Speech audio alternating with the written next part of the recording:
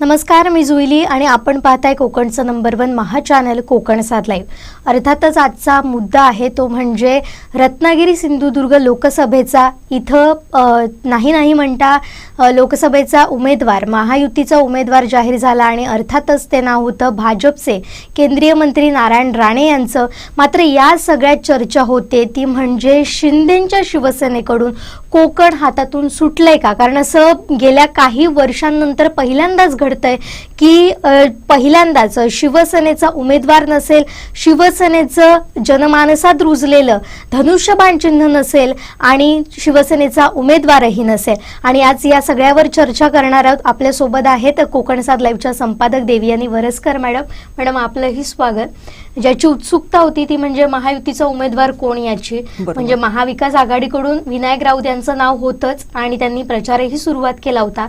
मात्र भाजपकडून किंवा शिवसेनेकडून कोणाला यामध्ये बाजी मारतंय, कोणाकडे हे उमेदवारी जाते याची चर्चा होती आणि अर्थात या सगळ्यात बाजी मारली ती भाजपनं आणि केंद्रीय मंत्री नारायण राणे यांनी। आणि कुठेतरी शिवसेनेची पिछेहाट झाल्याचं आपल्याला दिसतंय। एकीकडे किरण सामंत हे उमेदवारीसाठी उत्सुक होते, त्यांनी मोठी फिल्डिंगही लावली होती। मात्र अचानक ते ट्विट करतात की आपण माघार घेतोय, पुन्हा ते ट्विट मागे घेतात आणि पुन्हा त्यांचा दावा राहतोय आणि पुन्हा एकदा सगळ्याच्या पार्श्वभूमीवर नाव समोर येतं इथे भाजपचं। आणि अर्थातच ज्याची चर्चा रंगू लागली आहे ती म्हणजे शिवसेनेकडून कोकण निसटलंय का खासदारकीसाठी? काय वाटतंय? नक्कीच सगळ्यात पहिल्यांदा आपण ह्या मतदारसंघाची थोडीशी पार्श्वभूमी जाणून घेऊया। लोकसभा म्हणजे पहिल्यांदा एक राजापूर होता, त्याच्यानंतर रत्नागिरी सिंधुदुर्ग लोकसभा मतदारसंघ। तसं बघायला गेलं तर कोकणचा मुंबईशी असलेला जी नाळ आहे ती घट्ट आहे। ती तेव्हाही घट्ट होती, आजही घट्ट आहे। आज कोकणातल्या एकनेक घरातला माणूस हा मुंबईमध्ये स्थिरावलेला आहे किंवा ज्यांची म्हणजे जे मुंबईत आहेत त्यांचं गाव हे आपल्या कोकणातलं आहे। बरोबर। त्यामुळे कोकणशी असलेली त्यांची जी काही वीण आहे, इथला जो काही संबंध आहे तो अत्यंत दृढ आणि घट्ट असा आहे। ज्यावेळेस बाळासाहेब ठाकरे शिवसेनेच्या माध्यमातून ज्यावेळेस बाळासाहेब ठाकरेंनी इथे इलेक्शन लढवायला सुरुवात केली, त्यांच्या रूपाने शिवसेनेच्या रूपाने इथे कॅन्डिडेट हे झाले, त्यावेळेस देखील शिवसेना ही मुंबईतली शिवसेना, आपल्या हक्काची शिवसेना, मराठी लोकांच्या न्यायासाठी लढणारी शिवसेना, त्यांच्या सगळ्या म्हणजे सुखदुःखामध्ये सामील होणारी शिवसेना, असंच तिचं शिवसेनेचं जनमानसातलं चित्र होतं। आणि म्हणूनच कोकणाची मुंबईशी असलेली नाळ आणि त्यामुळे शिवसेनेला कोकणातल्या जनतेने नेहमीच हात दिलेला आहे। आणि तेव्हापासून हे जे काही धनुष्यबाण चिन्ह आहे हे शिवसेनेचे चिन्ह कोकणातल्या लोकांच्या मनामध्ये अत्यंत घट्टरित्या असं रुजलेलं आहे किंवा ते ठसलेलं आहे। हे जर बघितलं तर गेल्या कित्येक वर्षामध्ये शिवसेनेचा कोकण हा शिवसेनेचा बालेकिल्ला राहिलेला आहे। इथे अनेकांनी भल्याभल्यांनी इथे उमेदवार म्हणून उभं राहण्याचा प्रयत्न केला, मात्र त्यांची तेव्हा डाळ काही शिजू शकलेली नाहीये। असं जर बघितलं तर मग कोकणी जनतेचा विश्वास हा शिवसेनेवरती आणि पर्यायाने धनुष्यबाण चिन्हावरचा असलेला होता। आत्ताच्या याच्यातला जो काही ट्विस्ट आहे तो फार अत्यंत महत्वाचा आहे। यावेळेस प्रथमच या शिवसेनेच्या इतक्या वर्षांच्या इतिहासात असं घडतंय की कोकणामध्ये धनुष्यबाणावरती लढणारा अद्याप उमेदवार जाहीर झालेला नाही। बरोबर। त्याच्यामध्ये सिंधुदुर्ग, रत्नागिरी इथे भाजपने आपला उमेदवार दिलेला आहे। त्याचप्रमाणे रायगडमध्ये तटकरेंना उमेदवारी दिलेली आहे। ठाण्याचा प्रश्न अजून सुटलेला नाहीये, पालघरचा प्रश्न अजून सुटलेला नाहीये। त्याच्यासाठी शिंदे हे अत्यंत आग्रही आहेत, मात्र तो आग्रह त्यांचा किंवा तो अट्टहास कितपत सफल होईल याबाबत देखील प्रश्नचिन्ह आहे। बरोबर।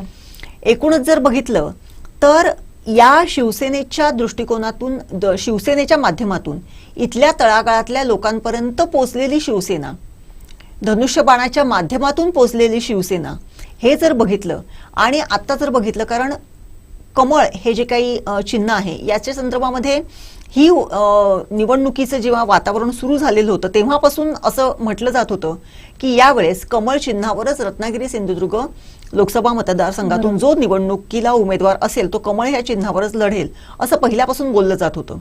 त्याच्यानंतर युतीचे जे काही मोठे पदाधिकारी होते, काही मंत्री होते, त्यांनी अत्यंत सावधपणे अशी भूमिका घेतलेली होती, कारण मधल्या कालावधीमध्ये काही अप अँड डाऊन होत होते. त्याच्यामध्ये अशी भूमिका घेतलेली होती की तो महायुतीचा उमेदवार असेल, मग तो शिवसेनेचा असेल की भाजपचा असेल हे ते स्पष्टपणे बोलत नव्हते.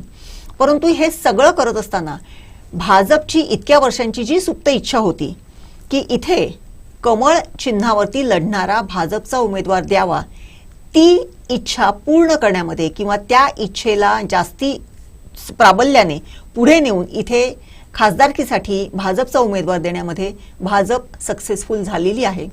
आणि त्या माध्यमातून एकीकडे एकनाथ शिंदेंची शिंदेसेना, शिंदेंची शिवसेना ही जी काय आहे तिला कुठेतरी अत्यंत फार म्हणजे 2 पावलं नाही तर 100 पावलं मागे जाऊन हा मतदारसंघ भाजपसाठी सोडावा लागलेला आहे. बरोबर.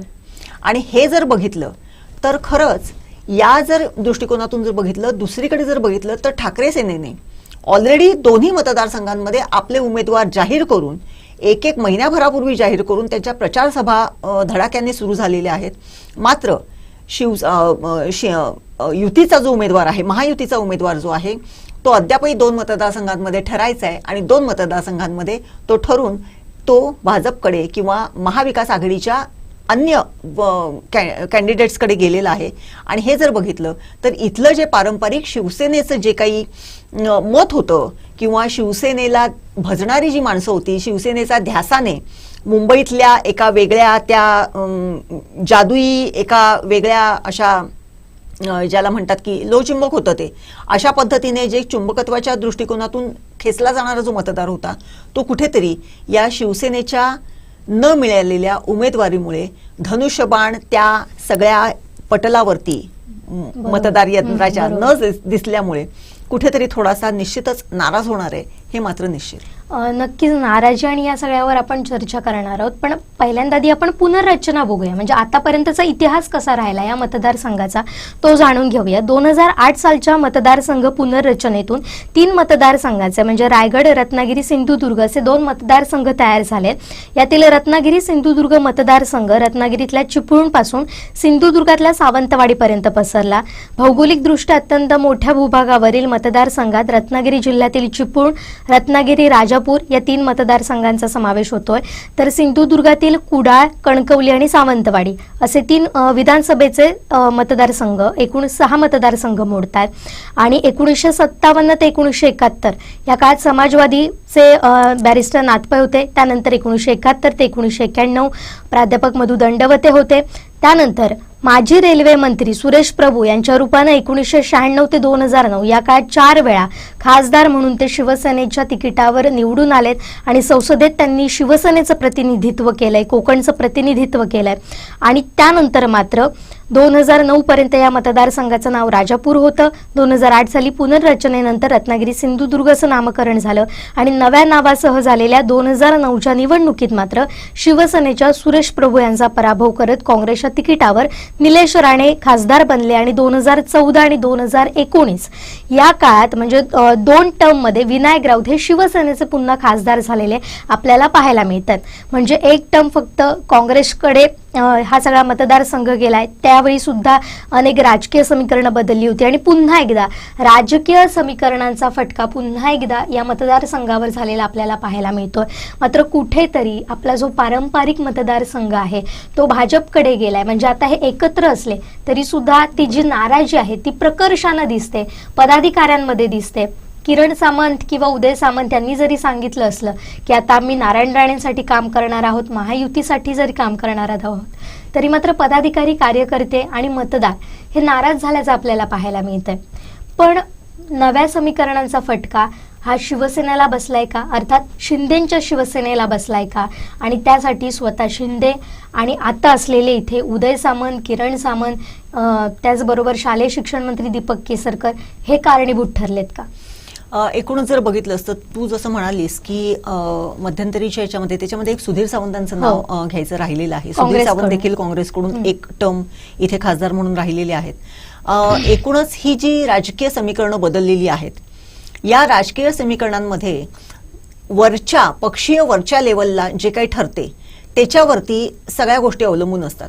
परंतु हे जे काही मनोमिलन किंवा बाजूला जाणं, एकमेकांपासून परे हटणं, हे वरच्या लेवलवरती होते. जो खालचा कार्यकर्ता असतो तो मात्र ह्याच्यामध्ये फार वेगळ्या पद्धतीने भरडला जातो. कारण त्यांची जी मनं असतात, त्यांची जी एक ठरलेल्या काही गोष्टी असतात, त्या एका मानसिकता असते, ती एका पक्षाशी निगडीत झालेली असते.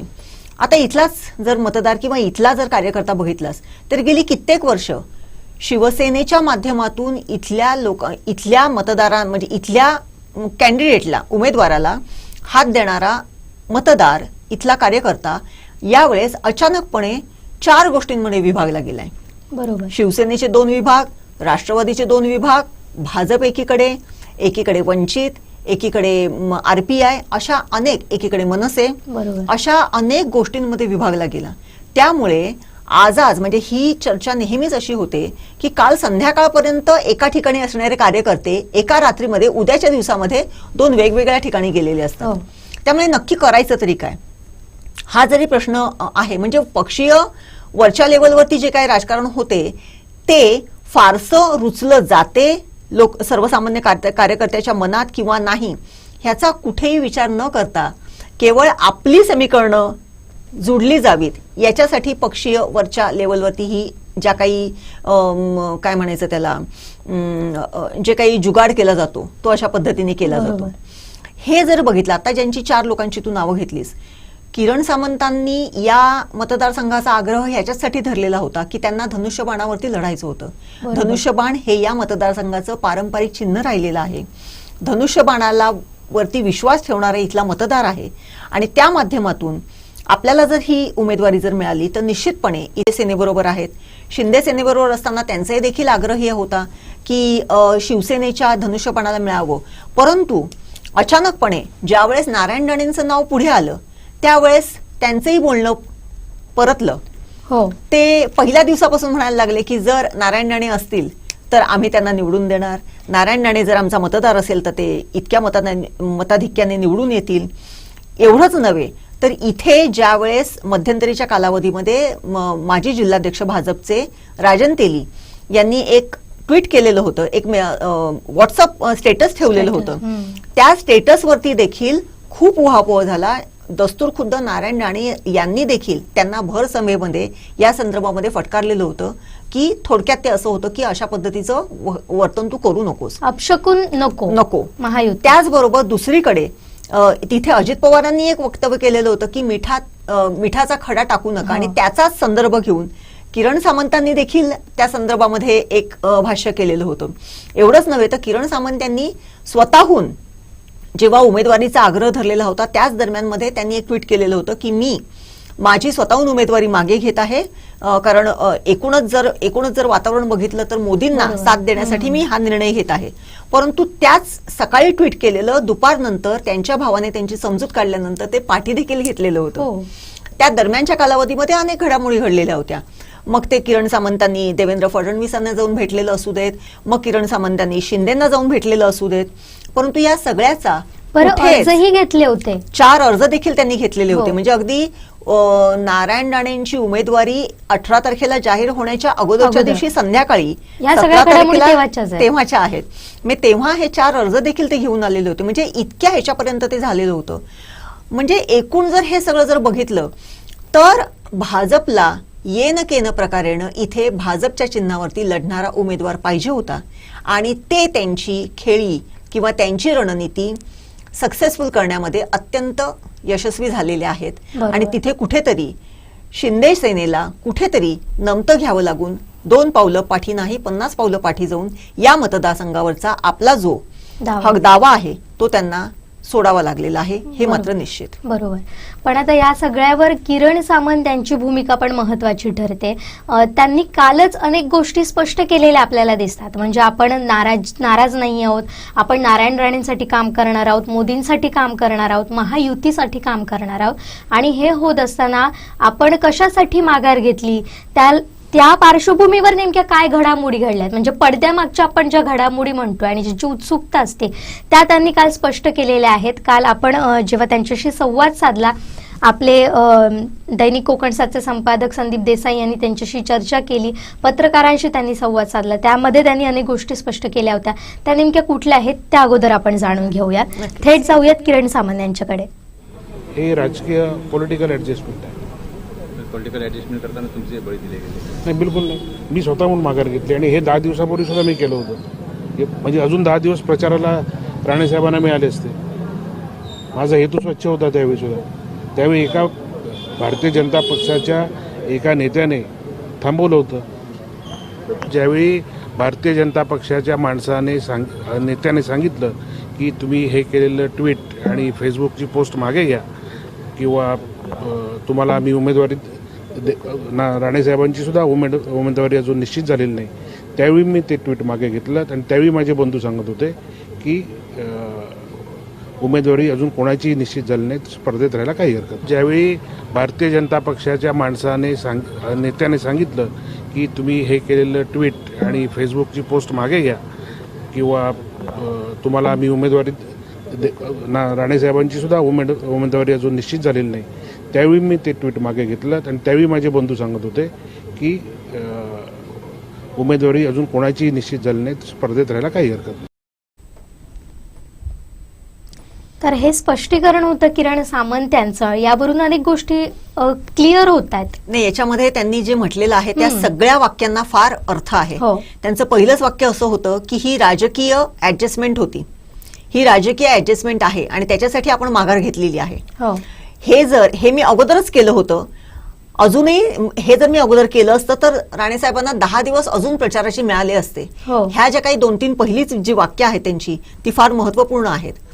हेच जे आहे, ही जी रणनीती आहे, म्हणजे ह्या सगळ्या गोष्टींमध्ये. आणि त्यांचं पुढचं एक जे वाक्य आहे की मला एका भाजपच्याच पदाधिकाऱ्याने सांगितलं की तुम्ही माघार घेऊ नका.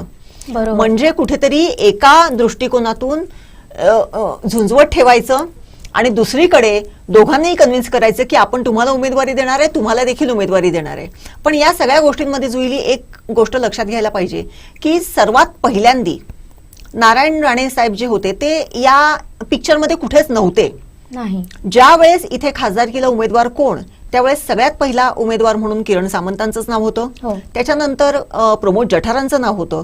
कधीतरी कुठेतरी मध्यंतरी रवींद्र चव्हाणांचं देखील नाव येत होतं. परंतु नारायण राणेंना उमेदवारी द्यावी या संदर्भामध्ये पहिली कुठेच चर्चा नव्हती. नाही. मात्र इथे जसं पुन्हा एकदा याचा मला इथे उल्लेख करावासा वाटतो की भाजपला ज्यावेळेस इथल्या या मतदारसंघाला टेकओव्हर करायचं होतं, या मतदारसंघामध्ये हक्काने निवडून येणारा कोणीतरी माणूस पाहिजे होता, त्यावेळेस नवीन उमेदवारांना इथे संधी देऊन त्यांना हा मतदारसंघ आजमावून घेण्याची अजिबात इच्छा नव्हती. बरोबर. त्यामुळे त्यांनी बुजुर्ग असा नेता की जो इथला आहे, इथे रुजलेला आहे, इथल्या जनमानसामध्ये ज्याची प्रतिमा आहे, अशा माणसाला उमेदवारी देण्यासाठी त्यांच्या हालचाली सुरू झाल्या. आणि तेव्हापासून कुठेतरी नारायण राणेंचं नाव पुढे आलं. बरोबर. तेव्हा देखील नारायण राणेंनी प्रकृती वास्तवास्थामुळे आपण ही निवडणूक लढवणार नाही असं सुद्धा सांगितलेलं होतं. मात्र त्यानंतर जसजसे हे भाजपचे वारे पुढे पुढे पुढे सरकत गेले, त्यानुसार भाजपच्या रणनीतीनुसार एकीकडे किरण सामंत हे देखील आपल्या मतांवरती ठाम राहिले आणि दुसरीकडे भाजप हे देखील आपल्या मतांवरती ठाम राहिलं की उमेदवार असेल तर कमळ चिन्हावरती लढणारा, आणि यांनी सांगितलं असेल की उमेदवार असेल तर तो धनुष्यबाणावरती लढणारा. आणि मग जर अशा पद्धतीने जर करायचं असेल, कारण रत्नागिरी सिंधुदुर्ग लोकसभा मतदारसंघामध्ये चिपळूण, रत्नागिरी, राजापूर या 3 मतदारसंघाचे विधानसभा मतदारसंघांचा जर विचार केला तर त्याच्यामध्ये असणारा संपर्क गेल्या 5-6 वर्षातला किंवा गेल्या 8-10 वर्षातला नारायण राणेंचा असणारा संपर्क हा थोडासा विस्कळीत झालेला होता. याचा जर विचार केला तर प्राबल्य किरण सामंतांना मिळू शकते. आणि या 3 मतदारसंघातला जो उमेदवार आहे तो आपल्या सिंधुदुर्गातल्या मतदारसंघातल्या उमेदवारांपेक्षा त्याची संख्या जास्ती आहे. त्यामुळे मताधिक्य जर घ्यायचं असेल, नारायण राणेंना सिंधुदुर्ग जिल्ह्यातून मताधिक्य मिळू शकेल. परंतु ह्या 3 मतदारसंघांचं काय? केवळ किरण सामंत हाच फॅक्टर नाहीये. इथे राजापूरमध्ये राजन साळवी आहेत, तिथे चिपळूणमध्ये भास्कर जाधव आहेत. यांचाही विचार केला तर या गोष्टींना कुठल्या पद्धतीने लीड मिळू शकतो किंवा कुठल्या पद्धतीने ह्या मतदारांना आपलंसं केलं जाऊ शकते, या सगळ्या गोष्टींचा आढावा अत्यंत सूक्ष्म पद्धतीने भाजप करत होती. आणि म्हणूनच केवळ इतके दिवस कोण उमेदवार दिला तर काय होऊ शकते परिस्थिती, याचा साकल्याने अत्यंत सूक्ष्म रीतीने अभ्यास करून त्यांनी शेवटच्या दिवशी नारायण राणेंची उमेदवारी डिक्लेअर केलेली आहे. परंतु त्यामध्ये किरण सामंतांना थारवण्यासाठी ज्या काही गोष्टी करण्यात आलेल्या आहेत, ज्या काही गोष्टी सांगितलेल्या आहेत, त्या त्यांनी दिलखुलासपणे त्यांच्या कालच्या बरोबर, वक्तव्यामध्ये बरोबर. बोललेल्या आहेत. आणि याच्यामध्ये भाजपच्या नेत्याने मला तुम्ही माघार घेऊ नका हे सांगणं, हे वाक्य अत्यंत महत्वाचं आहे आणि जास्ती सुज्ञ सांगणे न लगे. बरोबर. आता याची चर्चा पुढच्या काही दिवसांमध्ये अशी चालू राहणार आहे. तो नेता कोण याची पण चर्चा होत राहणार आहे. मात्र हे सगळं घडत असताना कालचा दिवस फार महत्त्वाचा होता, तो अर्थात भाजपसाठी आणि नारायण राणेंसाठी. रत्नागिरीत भव्य रॅली काढण्यात आली होती. गोव्याचे मुख्यमंत्री प्रमोद सावंत इथे उपस्थित होते. याचा अर्थ असा आहे की आता ते सुद्धा इथे ठाण मांडून असणार आहेत. भाजपची मोठी फौज इथे असणार आहे. शिवाय शिवसेनेकडून आता कालच आपण पाहिलं तर उदय सामंत यांनी स्पष्टपणे सांगितलंय, आम्ही कमी बोलू पण जास्त काम करू आणि महायुतीचा उमेदवार हा इथून गेलेला असेल आणि त्याला मताधिक्य असेल, त्याचं लीड सर्वात जास्त असेल. दीपक केसरकर सुद्धा त्यासाठी कामाला लागलेले आहेत. रवींद्र चव्हाण हे सुद्धा त्या ठाण मांडून राहणार आहेत. एकंदरीत जर आपण पाहिलं तर ही धनुष्यबाणाची ताकद आणि भाजपची ताकद या सगळ्याचा फायदा महायुतीच्या उमेदवाराला कसा होणार आहे आणि दुसरीकडे महाविकास आघाडीकडे म्हणजे अर्थात विनायक राऊत आणि मशाल चिन्हासमोर कशा पद्धतीच्या अडचणी निर्माण होणार आहेत. एकूण जर बघितलं, आता कालची जर एवढी मोठी जर फौज बघितली, म्हणजे मंत्री, पालकमंत्री, शालेय शिक्षण मंत्री, गोव्याचे मुख्यमंत्री, बाकीचे पदाधिकारी, प्रमुख पदाधिकारी ह्यांच्यासह म्हणजे तिथले उद्योग मंत्री उदय सामंत यांच्यासह ही जी काही मोठी फौज. मी जर आणखीन एक मुद्दा ऍड करते, विनायक राऊत यांच्या सुद्धा शक्ती प्रदर्शनावेळी आपण स्वतः फील्डवर होतात, तिथलं वातावरण आपण पाहिलं तर या दोन शक्ती प्रदर्शनाची आपण तुलना कशी कराल हे पण त्याला जोडून आपण चर्चा करू. नक्कीच नक्कीच. कालची जी गर्दी होती ती न भूतो न भविष्यती अशी होती, कारण एवढ्या भर उन्हामध्ये प्रचंड ऊन होतं काल, अत्यंत म्हणजे टेम्परेचर सुद्धा भरपूर होतं. हीट वेव्हचा इशारा पण देण्यात आलेला होता. अशा वेळेस राम मंदिर सर्कलकडून जिल्हाधिकारी कार्यालयापर्यंत स्वतः राणेसाहेब उघड्या जीपमधून, त्यांच्या बाजूला दीपक केसरकर होते आणि बाकीचे कार्यकर्ते म्हणजे रवींद्र चव्हाण देखील त्या जीपच्या पुढे चालत होते. बरोबर. एवढी प्रचंड रॅली ती तिथपासून कलेक्टर ऑफिस पर्यंत आली. तिथे त्यांनी एक 2-3 मिनिटाचं संबोधन सगळ्या रॅलीतल्या लोकांना केलं आणि त्याच्यानंतर ते अर्ज भरायला गेलेले होते. म्हणून एकूणच जर कालचं वातावरण जर बघितलं तर एवढ्या भर उन्हामध्ये, अत्यंत तप्त अशा वातावरणामध्ये एकीकडे निवडणुकीचं वातावरण तर गरमागरम झालेलंच होतं, बरोबर. परंतु त्याचबरोबर ह्या क्लायमॅटिक चेंजेसमध्ये सुद्धा कार्यकर्ता तिथे टिकून होता. फार मोठी प्रचंड रॅली होती काल. तिथे ट्रॅफिक जाम झालेलं होतं. ही सगळे माणसं तिथे गेल्यामुळे गाड्या अडकून पडलेल्या होत्या. रस्त्यावरती प्रचंड कार्यकर्त्यांची गर्दी होती. हे जर सगळं बघितलं आणि त्याचबरोबर प्रत्येक नेत्यांनी केलेली जर छोटी छोटी भाषणं बघितली तर प्रत्येक नेत्याच्या भाषणाला अर्थ होता. बरोबर. फार समजुतीने, अत्यंत विचाराने, थोडक्यात 8 ते 10 वाक्यात केलेली भाषणं, ही प्रत्येक भाषणाचं एक वेगवेगळे अर्थ घेऊन जर बघितलं तर निश्चितच महायुतीच्या उमेदवाराला नारायण राणे म्हणून एक साथ तर दिली जाईलच. परंतु मी एक सांगते जुईली, इथे आतापर्यंतचा जर नारायण राणेंचा जर प्रवास बघितला तर माझा एक असा दावा आहे की सिंधुदुर्गातली जनता जी आहे त्यांना नारायण राणेंकडे एका वेगळ्या दृष्टिकोनातून ते बघतात.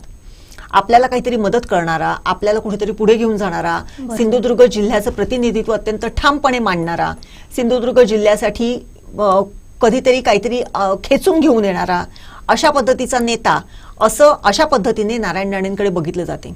त्यामुळे नारायण राणेंच्या पाठीमागे चिन्ह कुठलंही असो, नारायण राणे हे नारायण राणे म्हणूनच लढतात आणि नारायण राणे म्हणूनच इथला मतदार त्यांना मत देतो. बरोबर. हे अत्यंत मोठं सत्य आहे. बरोबर.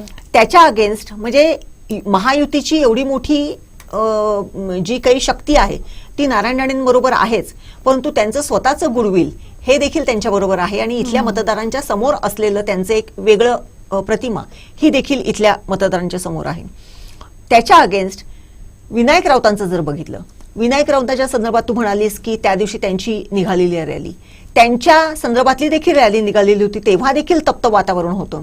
तेव्हा देखील त्यांनी अगोदर सभा घेतलेली होती. त्या सभेला प्रचंड गर्दी झालेली होती आणि त्या रॅलीमध्ये त्यांनी जी रॅली काढलेली होती किंवा त्यावेळेस जी काही रॅली निघालेली होती पायी, त्या रॅलीमध्ये विनायक राऊतांना अक्षरशः खांद्यात घेऊन त्यांचे कार्यकर्ते जिल्हाधिकारी कार्यालयापर्यंत आलेले होते. आणि ती जी माणसं जी आहेत त्या रॅलीमध्ये आलेली होती त्यामध्ये आमदार राजन साळवी होते, भास्कर जाधव होते, अशा पद्धतीचे मोठे नेते होते, कार्यकर्ते होते, हे सुद्धा तितक्याच होते. आपल्या जिल्ह्यातून म्हणजे जिल्हाध्यक्ष गेलेले होते, अनेक पदाधिकारी होते आपल्याकडून गेलेले, रत्नागिरीतले होते, चिपळूण मधले होते, राजापूर मधले होते, राजापूरच्या नाणारच्या भागातली खूप मोठी जनता त्या रॅलीमध्ये दिसून आलेली होती आपल्याला. आणि ही उत्स्फूर्तपणे आलेली होती, अत्यंत उत्स्फूर्तपणे ते आलेले होते. तिथे त्यांनी त्या सभागृहामध्ये त्यांनी उत्स्फूर्तपणे त्या सगळ्या भाषणांना दाद दिलेली होती. त्याच्यानंतर त्यांच्याबरोबर ढोल ताशाच्या गजरामध्ये ते जिल्हाधिकारी कार्यालयापर्यंत आलेले होते. अत्यंत समंजसपणे ते तिथे बाहेर थांबलेले होते आणि हे आतमध्ये अर्ज भरायला गेलेले होते. हा जर सगळा जर बघितला तर विनायक राऊतांचा गेल्या 10 वर्षातला जो चेहरा आहे तो असाच आहे. म्हणजे जे त्यांच्या बाबतीत बोललं जाते की कोणालाही इझिली ऍक्सेसेबल होणारा नेता, कोणाच्याही कडे जाऊन सहज बोलणारा नेता, अत्यंत सामान्य चेहरा असलेला नेता, परंतु सामान्यांमध्ये जाऊन वावरणारा नेता, अशा पद्धतीचं त्यांची एक प्रतिमा आहे. आणि सगळ्यात महत्वाचं म्हणजे गेली 10 वर्ष ते इथे खासदार म्हणून वावरत असताना चिपळूण पासून दोडामार्ग पर्यंत असलेल्या मतदारांमध्ये त्यांचे एक वेगळं असं एक चित्र आहे. कोणाच्याही सर्वसामान्य माणसाच्या घरामध्ये जाऊन थांबणं, त्याची विचारपूस करणं, त्याच्या सुखदुःखामध्ये समाविष्ट होणं, अशा पद्धतीची प्रतिमा त्यांनी गेल्या 10 वर्षामध्ये अचीव केलेली आहे. त्यामुळे हा जो आहे आणि एक शांत संयमी नेता की कुठल्या प्रकारचा त्रास नाही अशा पद्धतीचा नेता, ही देखील चर्चा जनतेमध्ये असते. त्यामुळे हा जो काही आहे, हा जो काही एक मतप्रवाह असतो, हा देखील विचार करायला लावणारा असतो. एकीकडे नारायण राणेंसारखा दिग्गज नेता की जो इतकी वर्ष या सिंधुदुर्ग जिल्ह्याचं म्हणजे ज्यांना सिंधुदुर्ग जिल्ह्याचा एक भाग्यविधाता म्हणून म्हटलं जाते, त्यांच्यासमोर पुन्हा एकदा विनायक राऊत 3ऱ्या टर्मसाठी आपल्या उमेदवार म्हणून उभे ठाकलेले आहेत. शिवसेनेचं पारंपरिक चिन्ह देखील त्यांच्याकडे नाहीये. इकडे भाजपची भली मोठी फौज नारायण राणेंच्या पाठीशी आहे. स्वतः नारायण राणेंचं स्वतंत्र असं अस्तित्व आहे आणि इथे विनायक राऊतांकडे शकल पडलेले शिवसेनेचे कार्यकर्ते, त्याच्याबरोबर काँग्रेस, राष्ट्रवादीचे कार्यकर्ते आणि कोकणातली जनता की जी शिवसेनेवरती प्रेम करणारी आहे परंतु ती धनुष्यबाणावरती प्रेम करणारी आहे. त्याचं जे काही आता ट्रान्सफॉर्मेशन होईल मशाल या चिन्हामध्ये, हे देखील दोन्ही गोष्टी बघणं हे खरंच औत्सुक्याचं ठरणार आहे. आणि ही जी काही लढत होईल ती निश्चितपणे चुरशीची होईल आणि फार चांगल्या पद्धतीने म्हणजे यावेळेस मतदारांचा देखील कस लागणारी अशी होईल, याबाबत मात्र शंका नाही. नक्कीच, खरंच तुम्ही ज्या पद्धतीने सांगितलंय तो आता मतदारांचाच कस लागणार आहेत. कारण एकीकडे वर्षानुवर्ष ज्यांनी कोकणावर राज्य केलं ते नारायण राणे आहेत आणि दुसऱ्या बाजूला ज्यांनी आपल्या लोकांना आपलंसं केलं, आपलं बनवलं असं सामान्यातला नेता म्हणून ज्यांची ओळख आहे ते विनायक राऊत. अशा दोघांची ही लढत होणार आहे. मात्र ही लढत होत असताना कोण जिंकणार हे आता आपल्याला काही काळानंतर स्पष्ट होणारच आहे. हे घोडे मैदान काही जास्त लांब नाहीये. 7 मेला मतदान होणार आहे आणि 4 जूनला त्याची मतमोजणी होणार आहे. आणि एकच त्याच्यामध्ये मला सांगावं असं वाटते की अजूनही म्हणजे काल काही टप्प्यातलं मतदान झालं देखील, 55% मतदान झालेलं आहे. आपल्याकडे सुद्धा आता मतदान होईल, परंतु अद्याप काही ज्या महत्वाच्या जागा आहेत त्याच्यामध्ये एक आणखीन महत्वाचं आहे की काल भुजबळांनी जो आपला हक्क म्हणजे आपला जो काही दावा नाशिक मतदारसंघावरचा सोडून दिलेला आहे त्याच्या मागची कारणं देखील फार महत्वाची आणि ती कारणं गुलदस्त्यात आहेत. ते जर बघितलं तर त्यांनी एकीकडे आपली नाराजी, दुसरीकडे भाजपला दिलेला हात, तिसरीकडे भाजपच्या शिंदे किंवा अशा संदर्भातलं एक उंचावलेल्या भुवया, ह्या सगळ्याचं बघितलं तर हे राजकारण, या राजकारणाचे प्रवाह येत्या काही पुढच्या 4-5 दिवसांमध्ये सुद्धा अनेक पातळीवरती बदलू शकतील. त्यामुळे मतदारांनी साकल्याने विचार करून मतदान करणं हे जसं महत्वाचं आहे, तसंच राजकारणाच्या पातळीवरती म्हणजे जसं मगाशी मी म्हणाले तसं वरच्या लेवलच्या राजकारणाच्या पातळीवरती काय घडतंय त्याच्यावरती पुन्हा हे सगळे खालचे मतप्रवाह बदलतात की काय, बरोबर. ही शंका किंवा ही भीती सुद्धा आपण इथे नाकारू शकत नाही. नाही, बरोबर. आता कधीही काही घडू शकतं, कारण हा काळ फार मोठा असणार आहे. जरी लांब नसली ही निवडणूक तरी काळ मोठा आहे, अनेक घडामोडी घडणार आहेत आणि त्याचे पडसाद हे अर्थातच या नेत्यांवर तर उमटणारच आहेत, पण सर्वसामान्यांवर सुद्धा उमटणार आहेत. त्यामुळे या सगळ्याकडे आपलं असंच लक्ष राहणार आहे. मात्र या सगळ्या चर्चा होते ती अर्थातच शिवसेनेचा पारंपरिक मतदारसंघ मात्र जो शिंदेंच्या हातांकडून गेलाय आणि नवी समीकरणं याला कारणीभूत ठरतात. लोक या सगळ्याला कशी साथ देणार आहेत, लोकांच्या ही गोष्ट कशी पचनी पडणार आहेत, हे आपल्याला निकालाच्या माध्यमातून समजणारच आहे. आता इथंच थांबतोय. मात्र आपण पाहत राहा कोकणचं नंबर 1 महा चॅनल कोकणसाद लाईव्ह. धन्यवाद.